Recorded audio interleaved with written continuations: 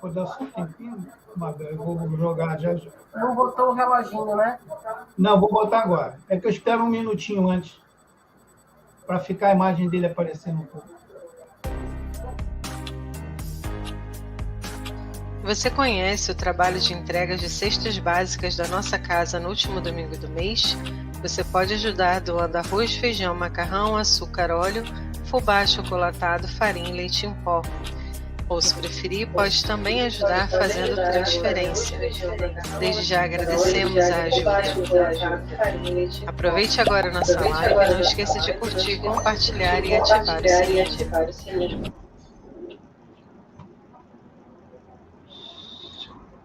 Olá, pessoal, boa noite, sejam todos bem-vindos a mais uma live aqui da União Espírita Carlos Chaga, nesta noite de quarta-feira, hoje 2 de fevereiro de 2022, tudo 2, e ficou até bacana, agora que eu me toquei aqui no negócio. Ah, que legal, que bom.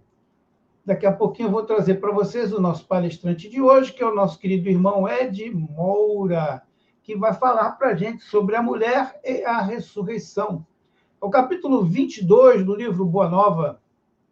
E amanhã teremos também a nossa querida irmã Regina Célia, amanhã às 20 horas com a irmã Regina Célia, com o tema Não Acrediteis em Todos os Espíritas. Um tema muito bom, muito polêmico, legal também para amanhã. E o mais importante de tudo, não se esqueçam, todo último domingo do mês, nós temos a distribuição das nossas cestas básicas. Contamos com a colaboração de todos, a ajuda de todos, para que tenhamos sucesso nesse trabalho empreendedor que a gente faz lá na União Espírita Carlos Chagas, ok? Mas, sem muitas delongas, vamos chamar aqui o nosso irmão, o Ed, vou apresentar para vocês. Boa noite, querido irmão Ed. Boa noite, muito obrigado pelo convite. Opa, que legal. É bom tê-lo aqui com a gente aqui. Nosso irmão Ed, ela de Brasília, está hoje aqui trazendo para a gente aí essa palestra sensacional que eu tive que ler correndo hoje, que eu ainda não tinha lido esse capítulo. Eu li, é um capítulo muito bom, muito interessante, né? Mexe lá com o sentimento da gente também, né? Isso é bastante importante mesmo, ok? Mas antes da gente fazer os nossos trabalhos, eu passar definitivamente para o Ed, vamos fazer uma pequena prece, todos nós, vamos elevar os nossos pensamentos ao alto, vamos pedir ao Pai a proteção, vamos pedir aos bons espíritos protetores que estejam conosco nesta noite de hoje, a celebração de mais este aprendizado que o nosso irmão Ed irá trazer para a gente. Mestre amado, queridos irmãos da espiritualidade, amigos aqui presentes, sejam todos vocês bem-vindos, que nos oriente e abram as nossas mentes para podermos receber o benefício das informações que nos forem passadas. Com a permissão do nosso Pai, de Jesus, nosso querido irmão, damos por iniciada a nossa live da noite de hoje, rendendo graças a Deus. Ed, nós estamos no suporte aí, eu e Mabel, a gente fica no suporte. Agora é com você. Se qualquer coisinha que você precisar, pode chamar que a gente já ir. Ok? Ok, muitíssimo obrigado. Boa noite a todas e todos que estão aqui conosco. Para mim é uma alegria, uma honra estar nessa tribuna virtual aqui da União Espírita Carlos Chagas, aí do Rio de Janeiro. Nós estamos aqui em Brasília, numa noite tão bonita, tão agradável, para falarmos, né, sobre essa obra realmente muito significativa de Humberto de Campos, que fala sobre os bastidores que a gente vê no Novo Testamento sobre Jesus, e ela traz relatos de coisas que aconteceram lá que não foram capturados pelos apóstolos, pelos evangelistas. E convém, vale muito a pena a leitura, principalmente para aqueles curiosos, né, sobre a vida de Jesus, sobre elementos que aconteceram com Jesus. A lição que toca para nós hoje é a de número 22, a mulher e a ressurreição. Nós vamos falar aqui durante a palestra sobre essa relação tão íntima e tão próxima de Jesus com as mulheres, Jesus que exalta a condição feminina, e justamente numa época em que isso não acontecia com os demais líderes daquela época, né, com os homens, tal. Então acontece um diálogo entre Jesus e Pedro, o Cefas. Cefas, que em aramaico quer dizer pedra. E Jesus chamou Pedro pela primeira vez de Cefas, por quê? Porque ele já havia escolhido que ele seria um dos continuadores da sua obra nesse mundo. E não foi à toa que realmente o Cefas, que é Pedro, fez a Casa do Caminho, que foi uma das primeiras e maiores obras de caridade que esse mundo se viu, que é colocar em prática o amar o próximo como a si mesmo. E foi assim que Jesus o fez. Então esse diálogo que se trava no capítulo 22 do livro Boa Nova, Jesus e Pedro estavam em uma embarcação, já chegando, estava aquele clima, assim, maravilhoso, igual está aqui em Brasília agora, um clima muito bom, tranquilo, não tinha vento forte, não tinha chuva, estava aquele sol radioso, as águas do Tiberíades tranquilas mesmo, então eles foram chegando à barca, só que Jesus, ele olha, ele lê a alma dos homens. Por isso que ele fala, vou transformá-los em pescadores de homens, porque ele fazia isso, ele pescava as almas, e pescar as almas é saber o que existe nela. Jesus pergunta para ele, o que tendes? Aí ele olhava assim, meio desconfiado, sem saber como falar. Aí Pedro, oi Marlene, boa noite, viu? Seja bem-vinda, querida. E a Flora também, muito obrigado, viu, Flora, pela sua presença, boa noite. E aí o Cefas, o Pedro, Hélio, grande amigo meu, divulgando espiritismo, boa noite para você também, obrigado pela presença, meu amigo. Então o que acontece? Aí o Pedro meio assim, sem jeito, foi e falou assim, para Jesus, que a tradição que eles têm lá manda, Georgette, viu, obrigado pela presença.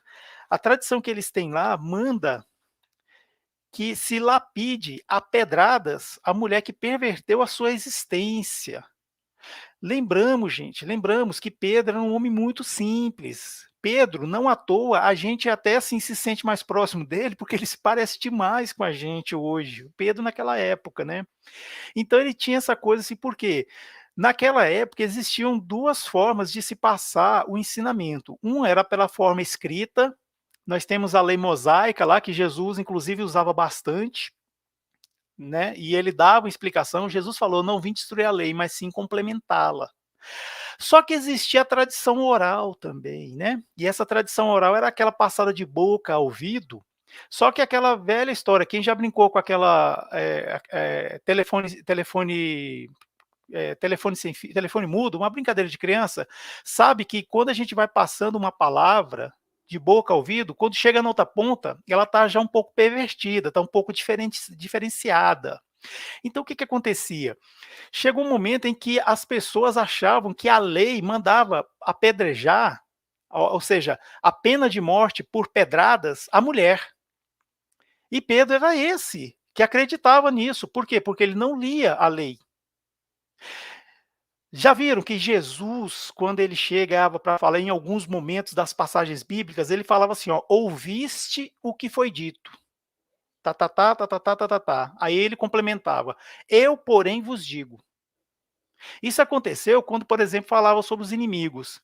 Ouviste o que foi dito, ouviste o que foi dito, amarás, amarás os seus familiares, os seus amigos e odiarás os seus inimigos. Eu, porém, vos digo, amarás os vossos inimigos. Por quê? Essa tradição oral era um pouco pervertida. Então as pessoas acreditavam que quem tinha que sofrer, quem tinha que ir ao martírio, à morte, era a mulher, quando havia algum caso de serem pervertidos. Mas não era bem assim. Então, continuando aqui, sobre Jesus e Pedro, então assim, Pedro tinha falado sobre isso, né? Aí Jesus falou para ele, Pedro, quase sempre quem perverte a mulher é o homem que destrói a sua vida. Jesus já explicava desse jeito. Aí o Pedro ainda ficava assim um pouco com aquela coisa nebulosa ainda, né? Aí e ficou ainda naquela dúvida, né? E ele falando, mas Jesus, olha só, é, a gente está aqui para construir o reino de Deus, mas o senhor fica se envolvendo com essas mulheres aí que não que têm uma vida pervertida, uma vida, assim, meio complicada, e isso aí vai acabar manchando a nossa obra, né. Olha só, Pedro pensava mais ou menos assim. Aí Jesus já falou logo para ele, né, que não temas por mim, Simão, porque eu venho do Pai, ou seja, eu venho de Deus, e eu estou aqui para fazer a vontade de Deus, então pode ficar tranquilo. Aí Jesus complementou: a lei antiga manda apedrejar a mulher que foi pervertida e desamparada pelos homens, a lei antiga na tradição oral. Entretanto, também determina que amemos os nossos semelhantes como a nós mesmos. Aí nós vamos dar uma pausinha aqui agora. Olha só, Jesus ele conhecia a lei, Jesus ele era um estudante, ele sabia o que ele estava falando, ele sabia o que ele estava falando. Não era à toa que ele disse o que ele disse. Vamos ver por quê? Eles estão se referindo principalmente a um acontecimento lá que houve lá na Galileia. Jesus estava com os apóstolos numa embarcação, estava chegando, aí tinha uma multidão e ele começou a conversar com a multidão, começou a falar. Só que vieram os fariseus e os escribas, lembrando, hein? Fariseu era aquele sujeito que se apegava muito às formalidades. Então, era aquela pessoa assim que externava demais o que havia na lei, assim, mas só as formas. Ele não praticava de fato a lei. Então tinha aquela história de que tinha que lavar a mão ante as refeições. Então eles lavavam as mãos. Mas, se fosse para honrar pai e mãe, eles não honravam. Então era uma sobreposição, ou seja, uma confusão de valores aí, porque eles davam esse valor às coisas formais, mas esquecia da essência. Esses eram os fariseus. E os escribas iam pelo mesmo caminho também. Tanto é que eram homens que conheciam a lei, homens que estudavam, tinham leitura, mas era aquela coisa do sepulcro caiado. O sepulcro caiado é branquinho, bonito por fora, mas vai ver o que tem dentro. Era isso. Então, essa passagem da mulher pega em adultério está em João, capítulo 8, versículos de 1 a 11. De repente chegam esses homens lá, os fariseus e os escribas, com a mulher e jogam a mulher no chão. Aí chegam para ele e um dos fariseus fala, né, Jesus, essa mulher foi pega em adultério. A lei manda que nós a apedrejemos. E você, o que você fala? Jesus sabia que eles estavam querendo tentá-lo. Jesus não era bobinho não, gente. Jesus era manso igual uma pomba. Mas ele era mais perspicaz que uma serpente. E ele via na alma das pessoas. Ele sabia que ele estava sendo tentado naquele momento. Olha só, se Jesus fala, tá, a lei manda apedrejar, né? Tá, então sim, vamos jogar pedra nela, vamos, gente, todo mundo jogando pedra. Olha só.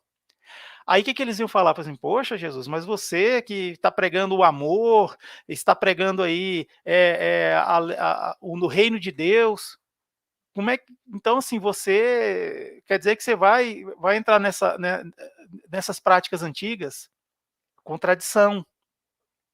E se Jesus fala assim, não é para jogar pedra não, parou, não é para jogar pedra não, ninguém vai jogar pedra.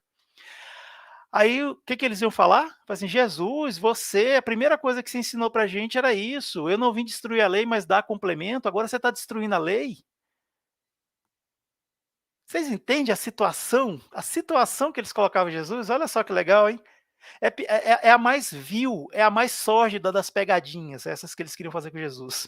Mas aí o que Jesus fez? Jesus se abaixou, começou a escrever, né, com o dedo lá. Dizem alguns teólogos que ele escreveu o nome de cada um dos que estavam lá presentes com pedras nas mãos. E ele ficou lá escrevendo, aí de repente todo mundo ficou olhando um para o outro assim, olhando para o outro. Aí falou assim, ô Jesus, como é que é? Aí Jesus levantou, aí todo mundo sabe o que ele falou, né? Porque é famosíssima essa passagem, né? Pois é. Aquele que tiver sem pecado, que atire a primeira pedra. E ele estava tão seguro do que ele falou, que ele abaixou e voltou a escrever.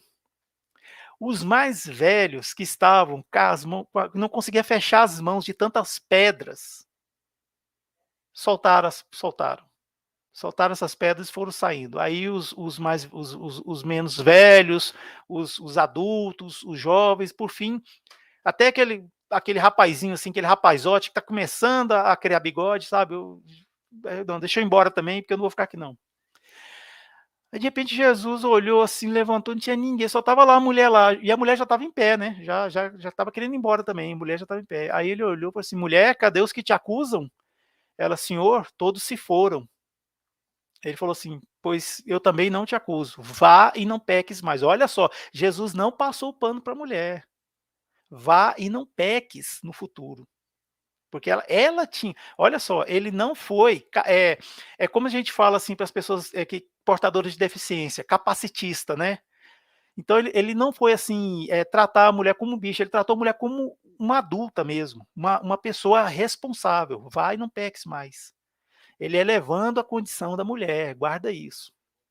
Olha só, gente, naquele momento, Jesus poderia, olha só, Jesus é um homem que andou sobre as águas. Jesus é um homem que multiplicou peixes, multiplicou pães. Jesus, aquela pessoa que curou paraplégicos que há 30 anos não andavam, já não tinha estrutura muscular para andar. E Jesus fez essas pessoas andar pela fé delas. Jesus que cuspia no chão, fazia um barro, passava no olho de um cego e este começava a enxergar. Jesus que ressuscitou Lázaro, que já estava com um cheiro forte de cadáver em decomposição. Jesus, esse que trouxe a lei de amor e de perdão. Me fala uma coisa, pessoal. Ele poderia pegar aquelas pedras e transformar em areia? Sim. Ele poderia, com o poder que ele tinha, fazer com que desse uma tempestade, uma ventania, assim, uma coisa muito forte e dispersar todo mundo. Começar a vir raios dos céus e dispersar todo mundo. Poderia. Ele poderia pegar aquela mulher que estava lá e fazer ela desaparecer. Tipo assim, jogar uma capa da invisibilidade, igual a do Harry Potter, fazer com que ela desaparecesse? Poderia. Agora eu te pergunto, por que Jesus não fez nada disso? Ele podia. Se Jesus tivesse feito uma dessas coisas que eu acabei de falar aqui para vocês, falar que podia apedrejar, que não podia apedrejar, que transformasse as pedras em areia, que fizesse uma enorme tempestade, que sumisse com a mulher, fizesse ela ficar invisível, sabe o que ia acontecer?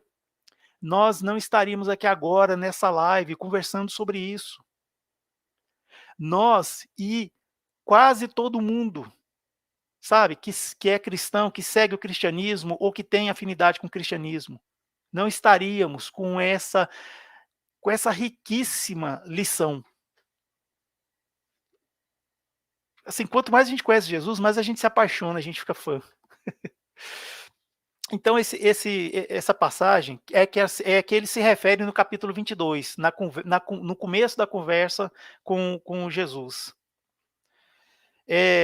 Jesus sempre exaltou a condição feminina. Isso aí eu já disse, né? Desde quando ele fez a conversa com a samaritana na beira do poço de Jacó, Jesus ficava lá esperando alguém vir porque ele queria tomar água.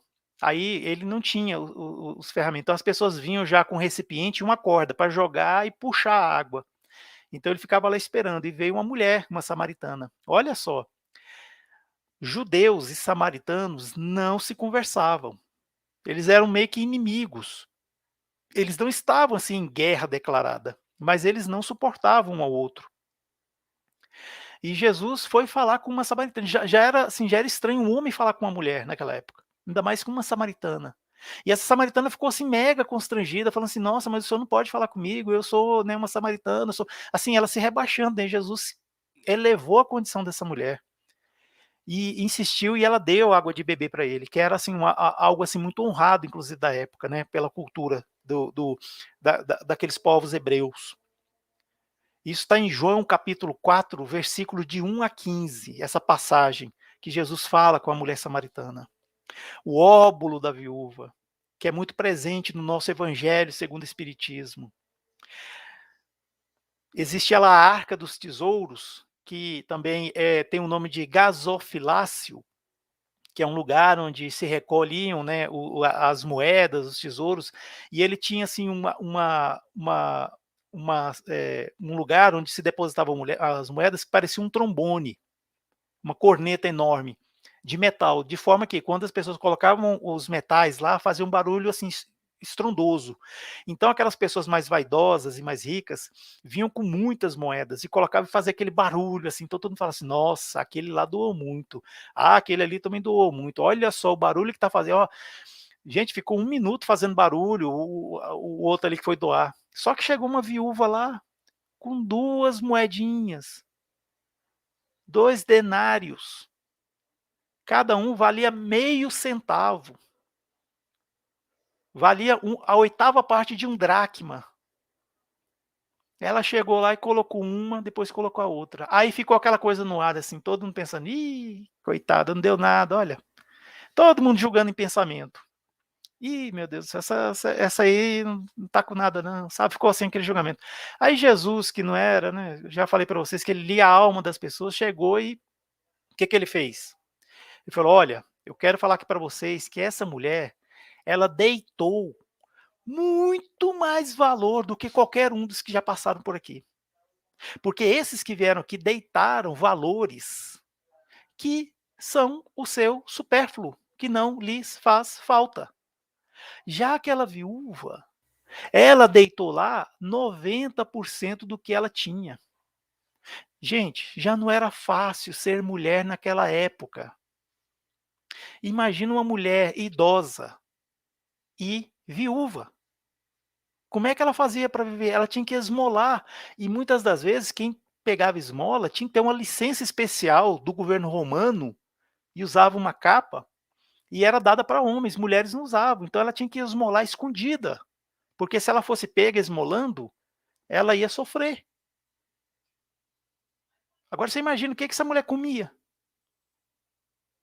Então, olha tanto que Jesus captou essa coisa, que ninguém conseguia ver na época.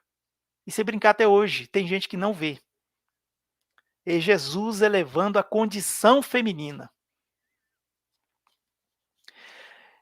Isso está em Marcos, capítulo 12, versículos 41 a 44. E teve também o primeiro encontro de Jesus com Miriam, ou Maria, Maria de Madalena, Maria de Magdala. Isso está relatado no livro Boa Nova, capítulo 20. Esse livro aqui, ó. Só que no capítulo 20. Que Jesus encontra com ela vai ter com Jesus, e ela vai lá toda cheia de culpa, falando que ela era uma pessoa com vícios do mundo, aquela coisa toda, porque ela era uma cortesã, ela era uma prostituta, mas o que ninguém fala é que ela era uma prostituta, que ela dizia para os seus empregados: se alguém bater na porta dos fundos, que era a cozinha, e pedir, nunca deixe de dar alimentos ou ajuda. Ela fazia isso. Ela já fazia isso. Então, quando ela foi ter com Jesus, ela estava assim tão atrapalhada das ideias que ela já foi com óleo, mirra, e ela lavou os pés dele e enxugou com os cabelos, que era um ato muito sensual da época. Mas aí Jesus foi e falou, Jesus mostrou para ela que ele não queria o corpo dela, igual os outros homens, ele queria a alma. E tanto é que ele falava que ele já esperia, há séculos que ele esperava por aquele momento, de poder encontrar com ela na condição que ela estava, porque ela usou do seu livre-arbítrio para ir até Jesus. É nesse sentido que o Cristo falava.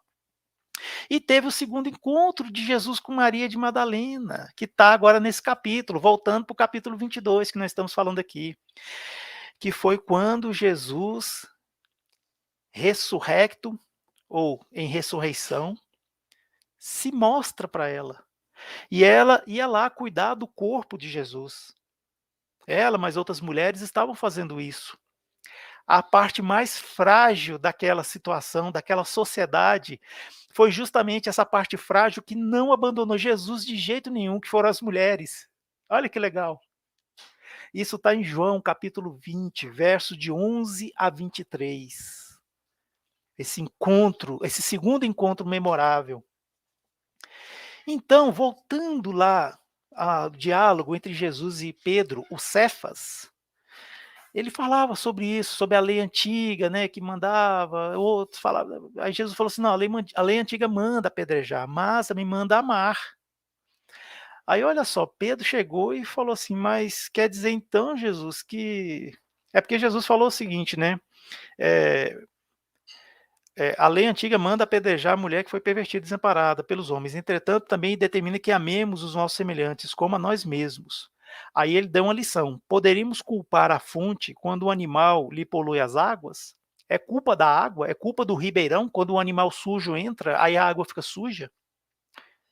Vamos dizer assim, até comparando, né? A natureza é culpada quando nós, homens, vamos lá e derrubamos as árvores, quando nós vamos lá e poluímos os rios. A culpa não é da natureza, nunca foi. Então, aí Pedro ficou pensando assim, né? Pedro era muito perspicaz, assim, ele é muito parecido com a gente, né? Assim, Pedro é muito nosso, né? Assim, eu me identifico muito com Pedro, acho que todo mundo aqui identifica.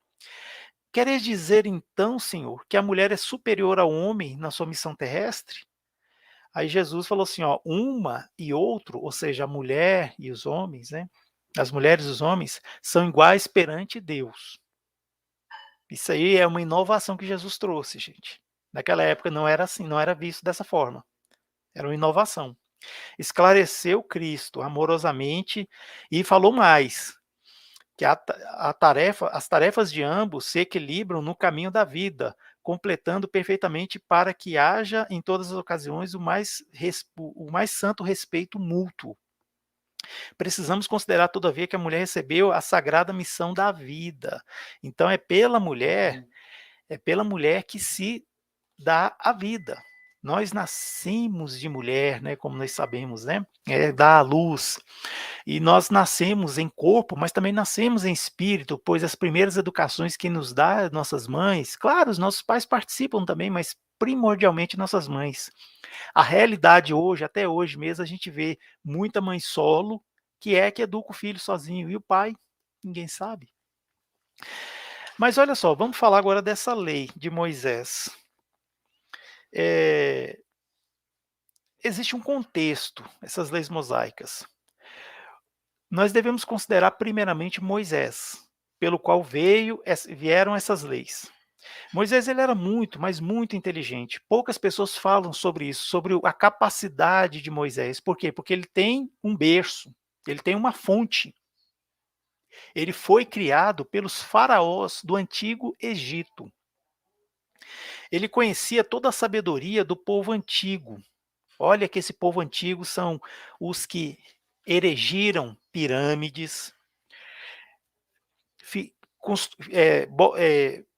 eles criaram os hieróglifos, que é aquela forma de escrita, aqueles desenhos que comunicam coisas. E eles eram muito avançados em engenharia e também na medicina. O Antigo Egito atingiu níveis de sofisticação e produtividade relativamente altos para os padrões da época. Existiam outras sociedades evoluídas, mas os egípcios, eles tinham muito diferencial. Olha só, na arquitetura e na engenharia, pois como que eles construíram aquelas pirâmides? Como que eles construíram aquela esfinge? Até hoje é um mistério. Na medicina e as práticas funerárias de mumificação, pois há quem diga que aqueles egípcios acreditavam na reencarnação.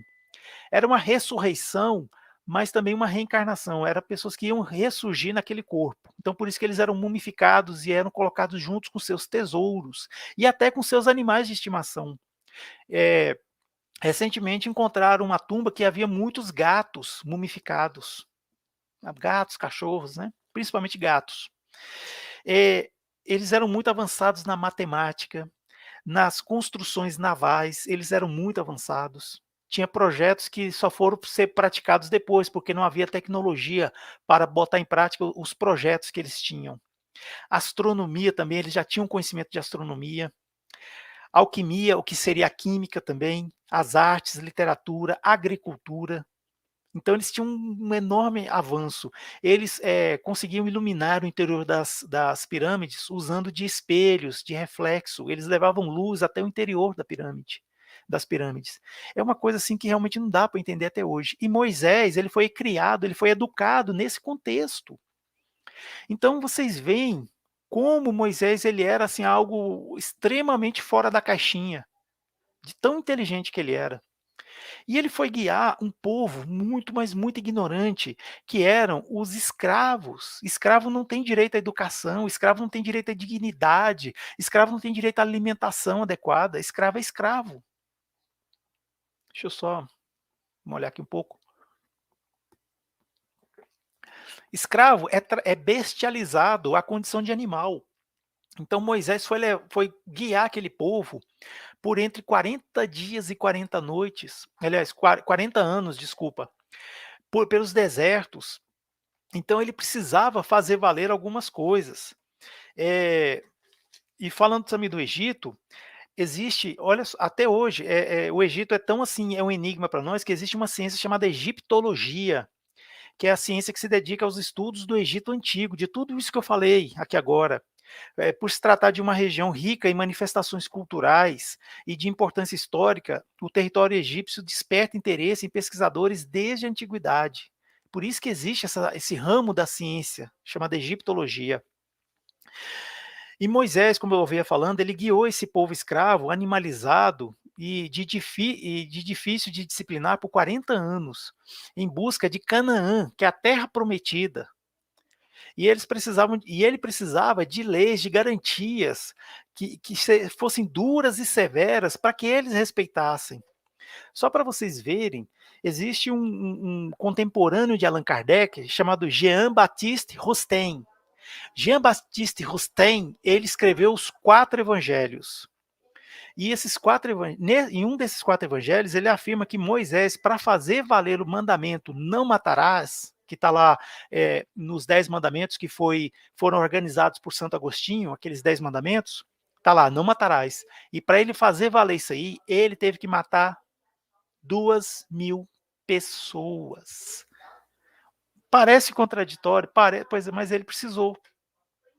Então ele tinha que ter força, pulso forte para fazer valer aquela lei. Então o que eu estou falando? Que na lei mosaica existe o Levítico. Vou pegar aqui 2 livros do Pentateuco mosaico, o Levítico e o Deuteronômio. O Levítico é o 3º livro do Pentateuco. Ele é um dos 5 primeiros livros do Antigo Testamento. Já o Deuteronômio é o último dos 5 livros do Pentateuco e ao mesmo tempo faz ligação com os escritos históricos ou a história deuteronomista. Palavra um pouco difícil, faz um trava-língua aí. Então esses 2 livros, o Levítico e o Deuteronômio, eles trazem a chave do que Jesus estava explicando para Pedro. Lembrando que Jesus ele fazia a ortodoxia e a ortopraxia. O que é a ortodoxia? Ortodoxia é dizer o que é. Ele falava o que estava escrito, ele falava exatamente o que estava lá.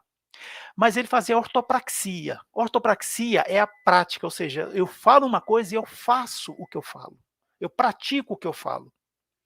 Então, ele conhecia bem essas leis antigas lá, do Antigo Testamento. Como eu falei para vocês, eles conheciam a lei que mandava lapidar com pedra a mulher adúltera, porque isso era a tradição oral, mas a tradição escrita era outra. Em Deuteronômio, capítulo 22, verso 22, sabe o que está escrito? Olha só. Se um homem for surpreendido deitado com a mulher de outro, os 2 terão que morrer. Eu friso, os 2 terão que morrer. Se o homem e a mulher com quem se deitou, eliminem o mal do meio de Israel. Então, a tradição escrita, ou seja, a lei escrita diz que a morte tem que se dar com os 2. Então, essa lei dura que a gente está vendo aqui, Moisés precisou para quê? Para frear os desentendimentos entre as famílias. Porque até então, eles praticavam aquela lei que se fosse pego em adultério, acabava tendo uma guerra entre as famílias e muitas pessoas, havia um extermínio de muitas pessoas. Então ele precisou aplicar essa lei severa. Isso aí naquele contexto, gente. Isso aí, pelo amor de Deus, isso jamais valeria hoje, né? Se bem que tem pessoas que ainda são muito apegadas ao Antigo Testamento. Mas em Deuteronômio capítulo 22, verso 22, diz isso. E também no Levítico, capítulo 20, verso 10, está dizendo, sabe o quê? Se um homem cometer adultério com a mulher de outro homem, com a mulher de seu próximo, tanto o adúltero quanto a adúltera terão que ser executados. Só que a tradição oral perverteu isso aí. A tradição oral deixou que só a mulher fosse sofrer num caso de adultério. Ou seja, os homens manipularam isso aí e deixaram de uma forma que a mulher fosse sofrer, pagar por um erro que os dois cometeram. Mas eu quero chamar a atenção também, porque é o seguinte, Jesus, ele entendia muito sobre essa coisa das leis, e também ele estava trazendo um novo valor, que era o amor ao próximo, a lei de amor e de perdão. Jesus estava trazendo isso muito forte, e isso de amar a Deus sobre todas as coisas e amar ao próximo como a si mesmo, já existia lá no Velho Testamento. Já existia, porque os 10 testamentos, os 10 mandamentos, na verdade, eles são 216 mandamentos. Só que aí, um sábio chamado Hilel, que era avô de Gamaliel, que era vamos dizer assim, o mestre de Saulo de Tarso, a gente vê isso no livro Paulo e Estevão. Então, Hilel, ele pegou esses 216 mandamentos e trouxe os principais, ou seja, ele resumiu: amar a Deus com toda a tua força, toda a tua alma, toda a tua vida, e amar o próximo como, assim, é mais ou menos isso, amar o próximo como a si mesmo, só que ele coloca outras coisas, e Léo fez isso. E Jesus sabia disso, e olha só, no mesmo Deuteronômio, que a gente acabou de falar ali, que manda matar a mulher e um homem por adultério, sabe o que ele fala? No capítulo 6, versos 4 e 5, ouve, Israel, o Senhor nosso Deus é o único Senhor.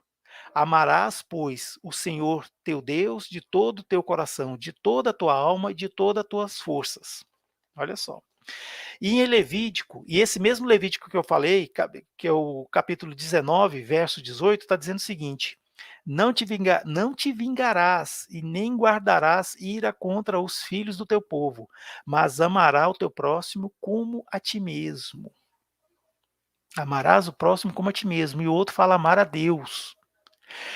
Então, Jesus trouxe esses conhecimentos de que, para amar a Deus, a gente tem que amar o próximo. Então, a mesma lei, o mesmo livro que está dizendo aquelas coisas bárbaras, também está dizendo isso. E nós sabemos que existia a lei civil, penal de Moisés, e existia a lei de Deus. A lei de Deus é imutável. Porém, a lei civil, a lei penal que Moisés trouxe, ela foi sendo revisitada por pessoas, pessoas que estudavam, e elas foram atualizadas. Um dos grandes avanços que houve naquela época foi a lei de talião, a lei de olho por olho, dente por dente. Porque antigamente, qualquer coisa que se fizesse, a pena a ser embutida era a morte. Só que aí veio Talião e falou assim: não, peraí, não é assim. Se eu estiver andando e passar uma criança e eu tropeçar nessa criança e cair e me machucar, eu não vou matar o pai dessa criança. Eu vou lá e machuco o pai dele igual eu machuquei. Se eu, por exemplo, eu torci minha mão, o pai da criança vai torcer a mão dele também. Se eu tiver andando e o boi do meu vizinho entrar nas minhas propriedades e comer toda a minha produção agrícola lá que eu tiver plantado, eu não vou matar mais o meu vizinho. Eu simplesmente vou lá e vou pegar o que ele tiver de produtos agrícolas para mim. Então foi assim que houve essa evolução, e foram evoluindo, a história das leis diz isso, até a gente chegar no ponto em que nós estamos, que nós temos esse ordenamento jurídico, que nós temos a esfera penal, que é inclusive a esfera que é muito bem desenvolvida, né, nos países assim, que conhece bem essa lei, como aplicar e tudo mais. E só para deixar bem claro isso aí, só para deixar bem claro, Jesus ele estava vendo que havia uma sobreposição de valores aí, pois o mesmo livro mandava matar, mas mandava amar. Os mesmos livros que mandava matar, mandava amar. E ele veio para trazer isso, a lei de amor e de perdão. Então, claro que ele ia chamar a atenção para isso, falando com os apóstolos, falando com as pessoas, e ele sabia que havia uma tradição oral fortíssima, só que as pessoas pervertiam, é aquela coisa que eu falei no início aqui da nossa conversa, aquele telefone sem fio, aquele telefone que as pessoas vão falando, falando, quando chega lá na outra ponta a frase está completamente mudada. Por quê? Ou às vezes é má fé da pessoa, ou às vezes é gente que tem outros interesses escusos, então vai mudando. Só que Jesus trouxe de novo essa lei.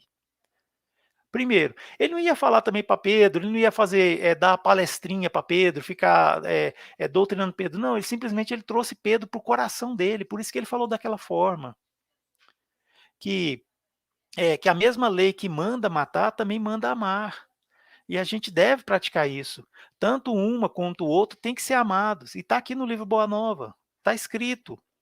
Só que ele poderia ter falado tudo isso que o pobre do Ed aqui está falando, mas ele preferiu ir por um caminho mais inteligente para falar com Pedro e que ficou registrado, ficou dessa maneira registrado. E como a gente vê aqui, nessa conversa, Jesus diz para Pedro o seguinte: na história dos homens ficam somente, Jesus falou para Pedro, né, precisamos considerar, todavia, que a mulher recebeu a sagrada missão da vida. Então, ele estava chamando a atenção para as pessoas para Pedro, sobre essa condição da mulher. Porque a mulher, ela é mais próxima de Deus, porque é ela que dá a vida corporal, a vida carnal, vem de uma mulher, certo? Nós nascemos da água e do espírito, como falam, né? Nascer da água é nascer do corpo. Porque toda vez que a gente está sendo formado o feto, o que existe lá é o embrião e o líquido amniótico, correto? Dentro do útero da mamãe. Está lá, a água, sendo formada a matéria. Então aquela matéria vai crescendo, tanto é que quando a criança vai nascer, o que acontece? A bolsa estoura e o líquido amniótico derrama. Então nós nascemos da água. Não é à toa que nós temos 70% de água em nossos corpos. A água é matéria. E nascer do espírito, ou seja, é a reencarnação, é quando a gente renasce. A cada vez que a gente ocupa um corpo novo, é uma reencarnação nova. É uma nova existência. A vida é uma só. A vida do espírito é uma só. A vida, Deus nos criou enquanto espíritos, então nós temos uma vida, mas temos várias existências corporais. E dessa forma, por isso, nascer da água e do espírito. E é por meio da mulher que nós nascemos da água e renascemos em espírito, graças a uma permissão divina. Porque se Deus não permitir, a gente não reencarna. Só isso que acontece. Então Jesus estava explicando para Pedro isso. E ele disse mais. Olha só o que ele disse. Na história dos homens ficam somente os nomes dos políticos, dos filósofos e dos generais, aquelas pessoas ilustres, aquelas pessoas que constroem a história. Na Bíblia mesmo a gente vê demais isso aí. É estranho, você abre no Velho Testamento, é um homem gerando outro homem.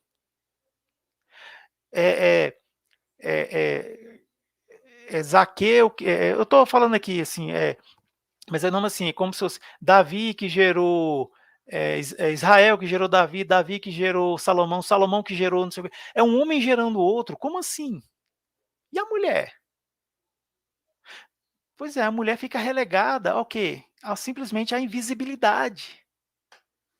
Então, na história dos homens ficam somente os nomes dos políticos, dos filósofos, dos generais, mas todos eles são filhos da grande heroína que passa, no silêncio, desconhecida de todos, muita vez dilacerada nos seus sentimentos mais íntimos ou exterminada nos sacrifícios mais pungentes. Mas também Deus,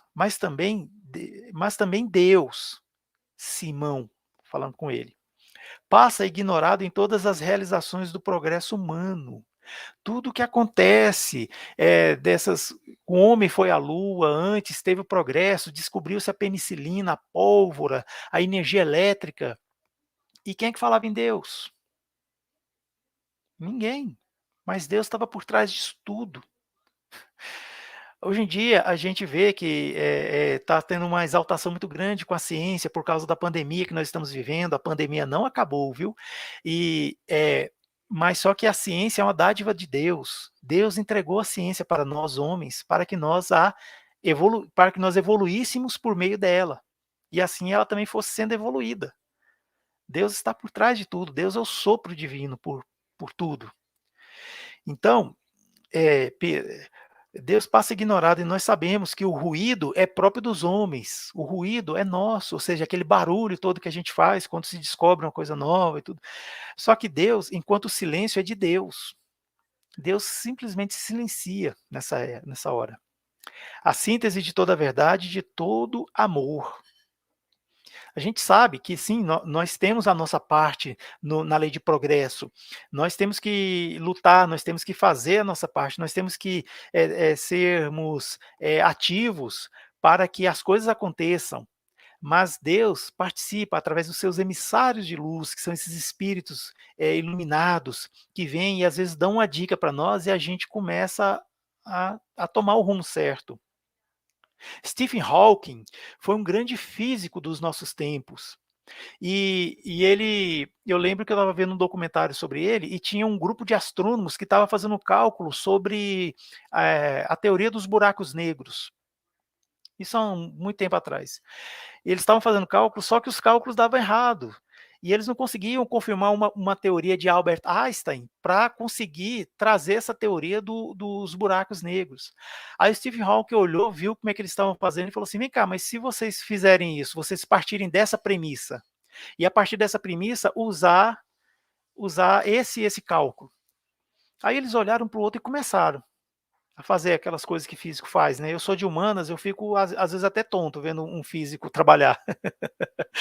E quando eles foram ver, se confirmou a teoria. Então, assim, o Stephen Hawking, ele participou como se fosse um espírito de luz, dando dicas. Só que o trabalho foi feito. É mais ou menos isso, só para ilustrar o que nós estávamos falando. Enfim, depois que Pedro ouviu isso de Jesus, Pedro ficou assim maravilhado, ele ficou inebriado, ele ficou assim igual quando a gente descobre uma coisa nova, dá aquele insight, já viu? Aí a gente passa um bom tempo assim olhando para o vazio, olhando para a natureza e pensando naquilo tão profundo é. Isso acontece muitas vezes quando a gente descobre a doutrina espírita, né? Quando a gente vê o tanto que é lógico, o tanto que é verdadeiro, o tanto que tem fundamento o que a gente estuda. E assim a gente fica também com esse deslumbramento. Foi o que aconteceu com o Cefas aqui, o Simão Pedro. E ele ficou tomado de profundo enlevo e santificado fervor admirativo por essas novas descobertas de Jesus. E ele falou, tendes razão, Senhor. Aí o que Jesus falou? Sim, Pedro, temos razão. Temos, incluiu Pedro. Tamanho carinho de Jesus. E assim, seguiu Pedro realmente com esses novos ensinamentos. Ele tinha acabado de ter um grande um ganho patrimonial, né, na sua sabedoria. E assim foi. Até que chegou um momento em que aconteceu todo aquele momento flagelante, né? Aquele momento obscuro, que foi quando Jesus foi traído por Judas Iscariotes, a troca de 30 moedas, e recebeu aquele beijo infame, e os guardas o prenderam, levaram-no até os líderes lá daquela época, para Pôncio Pilatos, e a gente sabe toda aquela história de Pôncio Pilatos não acreditando, pois ele não via nenhum crime naquele homem, mas a multidão estava, não sei o que tinha acontecido com a multidão, que eles tinham dado uma guinada negativamente, estavam querendo, assim, desejando que Jesus fosse morto, fosse crucificado, mas é porque havia também uma ideologia ali por volta ali, vários fariseus e pessoas a serviço de Roma contaminaram a turba para que eles ficassem daquele jeito. E eles estavam lá. Tanto é que estava numa época que era Páscoa, eles podiam liberar um condenado. E tinha Barrabás e tinha Jesus. Barrabás, ele tinha sim cometido crime, só que foi liberado. E Jesus, que não tinha cometido crime algum, foi condenado. Mas tudo tinha que acontecer. Tudo. Jesus, de novo, Jesus, aquele homem que, que andou sobre as águas, que multiplicou pães e peixes e pães, que curou paraplégicos, que curou cegos, que é, ressuscitou Lázaro, que já estava em estado de decomposição. Ele precisava passar por aquilo. Os homens pensavam, os homens que o seguiram, aqueles 12 apóstolos, pensaram, é, é, e eles tinham vacilado por causa disso. O raciocínio frágil daquele homem daquela época era bem esse. Eles lutavam por compreender a finalidade daquele sacrifício, daquela humilhação. Não era Jesus poderoso, Filho de Deus, que consolava os tristes, ressuscitar os mortos, sarar enfermos de doenças incuráveis, inclusive os obsediados espiritualmente. Ele curou as obsessões espirituais. Por que não conjurara a traição de Judas com suas forças sobrenaturais? Por que se humilhar assim, sangrando de dor nas ruas de Jerusalém, submetendo-se ao ridículo e à zombaria? Então, o emissário do Pai Celestial deveria ser crucificado entre dois ladrões, que era uma das coisas mais humilhantes que poderia existir? Olha que coisa. Mas vejam bem, Jesus já dizia: o homem é mais frágil do que perverso. Isso foi um ensinamento que ele deu para Pedro também. Quando ele falou para Pedro que não cantarás o galo depois que me negares 3 vezes. Ele explicava isso para Pedro. Mas é porque o homem era muito racional. O homem estava pensando com a cabeça. Diferentemente das mulheres que pensavam com o coração. Tanto é que eu falei já ao longo dessa palestra, e vou falar de novo, as mulheres não abandonaram Jesus. Estiveram com ele.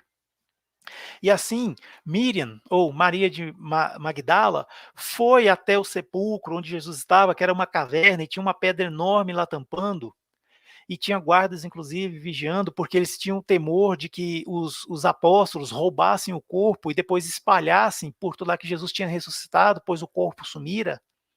Então estava lá sendo vigiado. Eles quando ela chegou lá, ela não viu os guardas e viu que a pedra tinha sido removida. E ela pensou que alguém tivesse removido aquela pedra. Então ela foi olhar lá, ela não viu o corpo. Então assim, ela se assustou, né? Será que alguém roubou o corpo de Jesus? Porque até então, o único que tinha tocado no corpo de Jesus era José de Arimateia.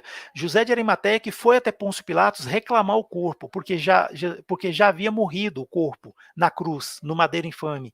Então José de Arimateia que foi lá, pegou o corpo, tirou da cruz, as mulheres passaram aquele bálsamo, a mirra, os óleos, envolveram no pano de seda e levaram para o sepulcro.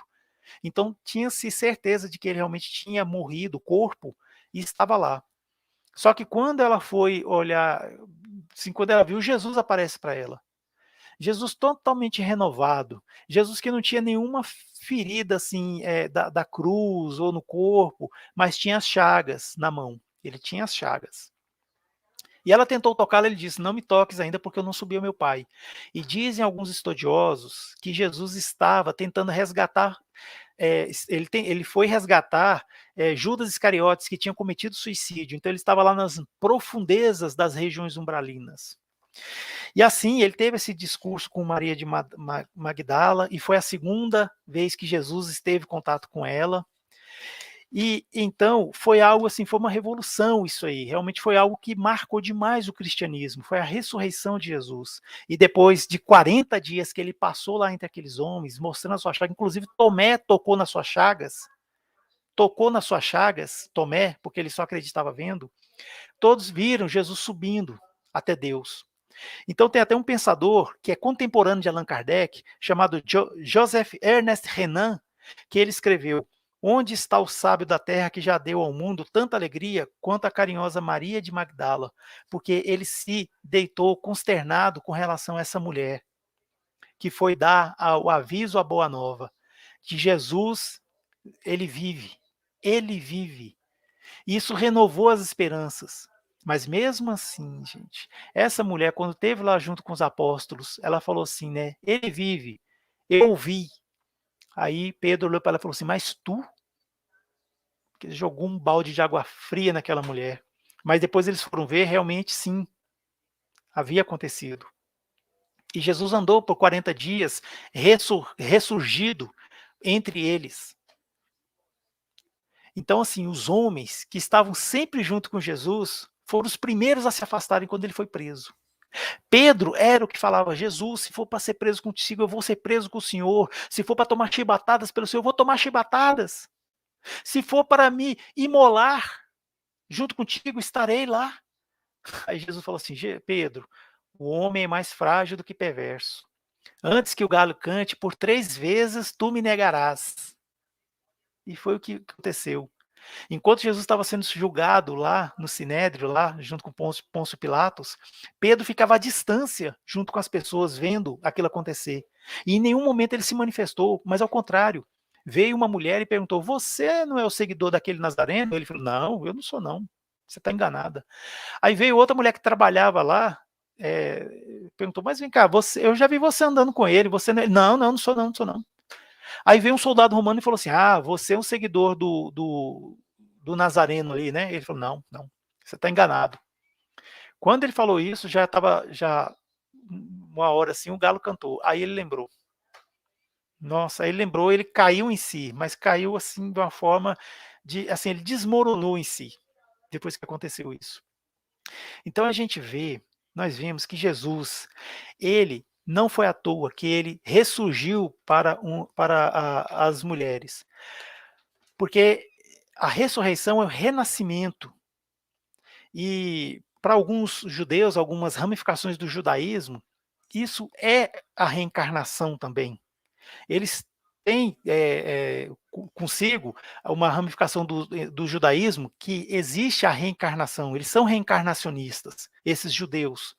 Então, Jesus, ele ressurgiu em vida e em espírito para as mulheres, porque nós também ressurgimos, cada vez que a gente renasce e reencarna, nós ressurgimos, e é por meio de mulher. A lição de Humberto de Campos mostra que no episódio da crucificação, quem nunca abandonou Jesus foram as mulheres, como eu já disse. Jesus exalta a condição da mulher porque ninguém é capaz de amar tanto como uma mulher ama, pois é por meio de quem se dá à luz uma nova vida. Jesus renasceu primeiro para as mulheres em corpo e espírito. Nós também renascemos em corpo e espírito por meio de uma mulher.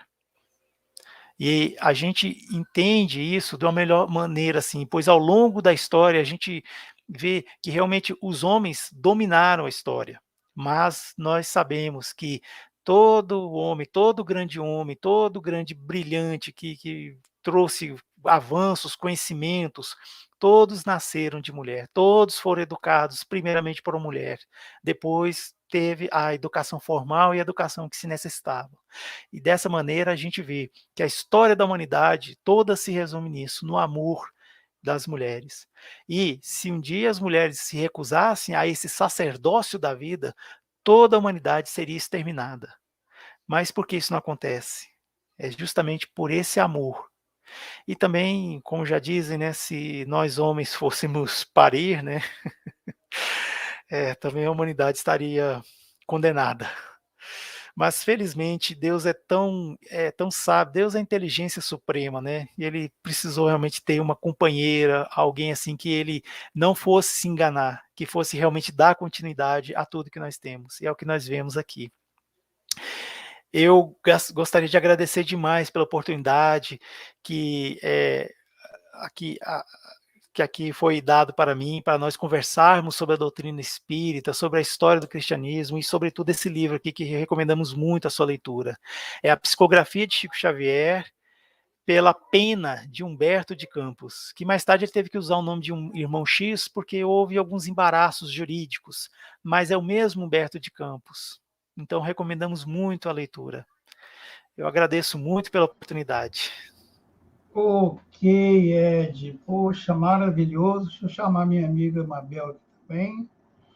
Ed, sensacional, maravilhosa a tua explanação. É sempre bom quando a gente está lembrando essas grandes mulheres da história, né? Como você citou muito bem aí, em toda a narrativa, em todo o contexto do velho e do novo, a gente só vê o homem, né? Que fulano vem de fulano, de ciclano, né? Mas a pobre da mulher ficou lá no segundo plano, terceiro plano, sei lá. Mas, graças a Deus, hoje, graças ao Espiritismo também, elas são lembradas, porque não desfazendo dos outros irmãos, dos outros segmentos religiosos que existem, mas aqui a gente lembra mais dela do que nos outros segmentos, né? Principalmente tirando somente a Igreja Católica, que fala muito de Maria, né?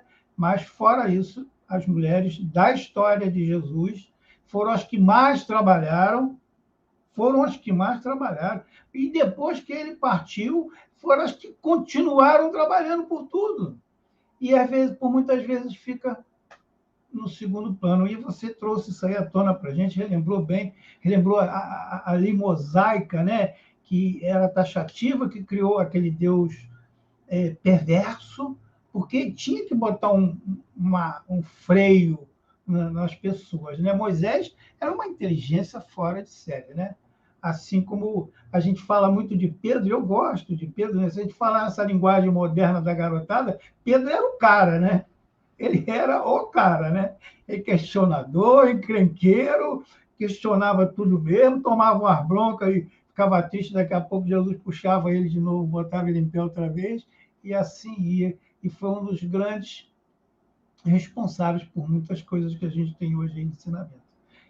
Gratidão por tudo. E eu vi aí, eu estava olhando aí, eu já vi que você toca uma viola. Quem sabe numa próxima vez a gente não faz uma live aí com a introdução com a música e depois você faz a tua live.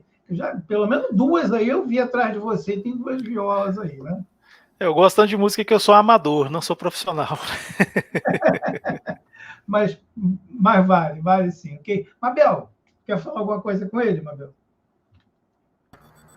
Agradecer muito pela explanação e agradecer pela oportunidade de transmitir um pouco do teu conhecimento para a gente, muito bacana.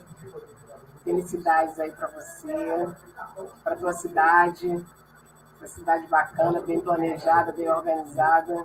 Eu tive a oportunidade de conhecer, muito interessante, muito interessante. Fica com Deus. Ô Ed, para a gente encerrar, eu vou te pedir um favor. Você faz a nossa prece de encerramento? Sim, claro. Só que eu gostaria de fazer só um pequeno merchan aqui, pedir para que Fica à quem vontade. puder, nós temos um canal chamado Somos Underline Espiritismo. Ele está presente no Instagram, aqui no YouTube e também no Facebook. Então, quem puder, né, por favor, vai lá no Instagram e se inscreve, segue a gente, por favor. Só tem muito conteúdo espírita, doutrinário, cristão, assim, muito interessante. No YouTube nós vamos canal Somos Underline Espiritismo. No YouTube também Somos Underline Espiritismo. Todo domingo às 11 horas a gente vai começar agora a postar vídeos, sempre vídeos assim sobre momentos esclarecedores da doutrina e até curiosidades nós colocamos. E no Facebook temos uma página, canal Somos Espiritismo. Então quem puder nos apoiar, a gente vai agradecer bastante. Ô, Ed, depois você passa para mim esses detalhezinhos. Sim, na legenda do StreamYard está meu nome, tem o canal, @Somos Underline Espiritismo. Tudo bem. Tá okay. Certo? Então agora eu vou convidar, né, a Mabel, ao Dutra e a todas e todos que estão aqui conosco, e que se sentirem à vontade, fechar os olhos, não que isso seja um ritual, mas é apenas uma forma de nós nos conectarmos com a divindade maior, a inteligência suprema, que é Deus, nosso Pai, nossa Mãe, e fazemos valer o religare, que é esse religamento entre criatura e criador, mas também vamos fazer o religare, não na vertical, mas na horizontal também, o religare entre nós, não necessariamente nós espíritas, mas nós todos irmãos, e fazendo esse religare, vamos agradecer a Deus, à espiritualidade amiga, aos bons amigos, aos protetores e benfeitores da União Espírita Carlos Chagas, que puderam e atuaram para que nós estivéssemos aqui nessa noite reunidos em nome de Jesus para falarmos sobre esses ensinamentos tão ricos, tão claros e tão acolhedores de Humberto de Campos. Agradecidos somos por todas as elucidações que foram trazidas aqui, pela dica e pela ajuda dos bons amigos no mundo espiritual, ditando para nós as passagens importantes a serem ditas nessa noite. Muito obrigado, meus irmãos. Abençoe a cada um dos que estiveram aqui ao vivo, presentes conosco, mas abençoe aos que estiverem assistindo a gravação dessa live. Muito obrigado, que assim seja. Que assim seja. Ed, mais uma vez, querido, gratidão.